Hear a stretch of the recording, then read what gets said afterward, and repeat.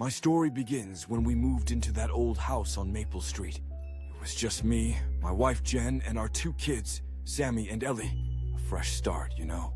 New job, new town, the whole American dream deal. The place was a fixer-upper. Peeling paint, creaky floors, big drafty windows. But it was ours.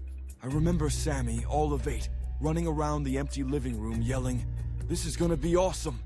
Ellie, barely 5, clung to Jen's leg, whispering, "It's so big, Mommy." We laughed it off. Big was good, right? The first few weeks were normal. Busy, sure. Unpacking boxes, arguing over where the couch should go, but normal. Jen kept saying the house had character. I'd tease her. Yeah, the character of a horror movie set. She'd roll her eyes and say, "Shut up, Mike, you're scaring the kids." Sammy just grinned and asked if we could get a ghost for Halloween. Kid had no idea what was coming. It started small, little things you could brush off. One night, I'm in bed, half asleep, and I hear this faint tapping, like fingernails on glass. I figure it's a branch hitting the window. Old houses, old trees, makes sense.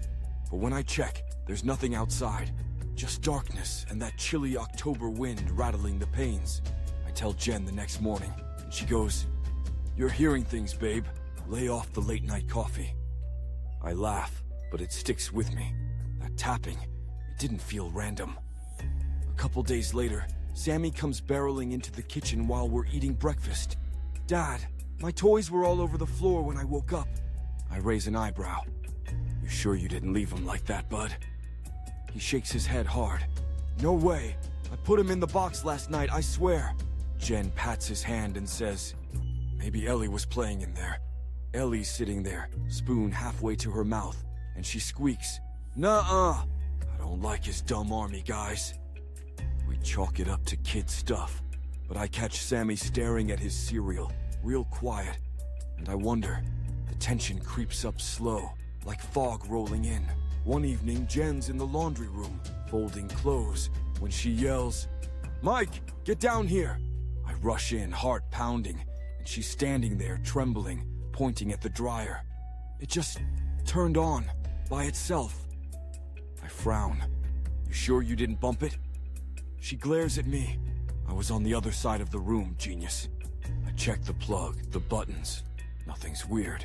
But her voice shakes when she says, "I don't like this, Mike." I pull her close, muttering, "It's just old wiring. We'll get it fixed." But I feel it too. A cold prickle up my spine. Then the first real scare hits. It's late, maybe 2 a.m., and I wake up to Ellie screaming. I stumble into her room, flicking on the light, and she's sitting up in bed, eyes huge, pointing at the corner.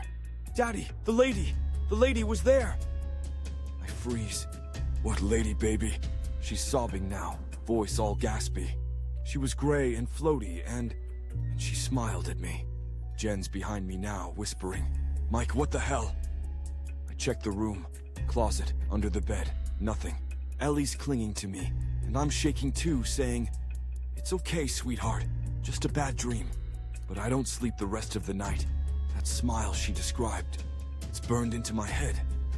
Things get worse.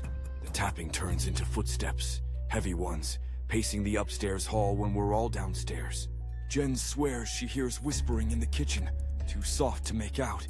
Sammy stops playing in his room, says his toys move when he's not looking. I try to keep it together, tell them it's the house settling, but I'm lying through my teeth. One afternoon, I'm home alone, and I see it. A shadow darting across the living room. No shape, just this black blur. I yell, "Who's there?" Voice cracking like a teenager's. Nothing answers. My hands are sweaty, my chest tight. I don't tell Jen. She's already on edge. The second big scare comes on a Friday night. We're watching TV, trying to act normal when the power cuts out. Total blackout. Sammy groans, "Oh man, not again." Jen's fumbling for her phone when Ellie gasps, "Mommy, look!" I turn, and there's this faint glow in the hallway, like moonlight, but wrong, sickly green. And then, oh God, there's a figure. Tall, thin, grayish, just standing there. My throat locks up. Jen grabs my arm, hissing, Mike, do you see that? I nod, barely breathing. The kids are whimpering, and I'm trying to say, stay calm. But my voice is a croak. Doesn't move, just stares. Hollow eyes, that creepy smile Ellie talked about. Then the lights snap back on, and it's gone. We're all crying, huddled on the couch, and Jen's sobbing. What is happening to us? I dig into the house's history after that. Old newspapers, town records. Turns out a woman died here in the 50s. Hanged herself in the attic, they say, after her husband left her. People called it a cursed place, tied it to that American superstition about restless spirits seeking revenge. I don't know if I believe it, but it fits. Jen's furious when I tell her, "You mean we bought a haunted house, and you didn't check?" I snap back. How was I supposed to know, Jen? It's not on the damn listing. Sammy's listening, pale as a ghost himself, and mutters, "Is she gonna hurt us, Dad?" I hug him tight. No way, bud. We're tougher than she is. The third scare's the worst. Middle of the night, I wake up to dead silence. No crickets, no wind, nothing. Then I hear it. A low, raspy laugh from the foot of the bed. I sit up, heart hammering, and there she is. That gray woman, floating inches off the floor, grinning like a skull. I yell, "Get out!" Voice shaking bad, and Jen bolts awake, screaming. The thing lunges at me, cold hands brushing my face, and I swear I feel my skin burn. I shove Jen out of bed, yelling, "Run! Get the kids!" We grab Sammy and Ellie, stumble downstairs, and lock ourselves in the living room. She's banging on the door. Boom, boom, boom, and the kids are bawling. Jen's praying, "Please God, make it stop." And I'm holding a baseball bat, ready to swing at nothing. Morning comes, and it's quiet again. We're done. Jen's on the phone with a realtor by noon, saying, "I don't care what it costs. We're out." But I can't shake it. I feel her watching. That night, I decide we're ending this. I grab salt from the kitchen, old folklore trick, right? And march to the attic. Jen's begging, "Mike, don't." But I'm past scared, just pissed. Up there, it's freezing, and I see her, hazy, smirking. I shout, "You're done here. This is our house," and throw handfuls of salt. She screeches, "God, that sound," and fades away, like smoke. I'm trembling, gasping, but it's over, I think. We moved a week later. New place, new start, again. The kids still talk about the gray lady sometimes, and Jen won't sleep without a light on.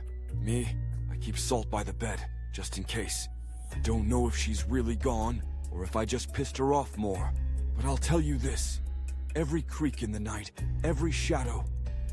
I'm wide awake, waiting, and I ain't laughing about haunted houses anymore.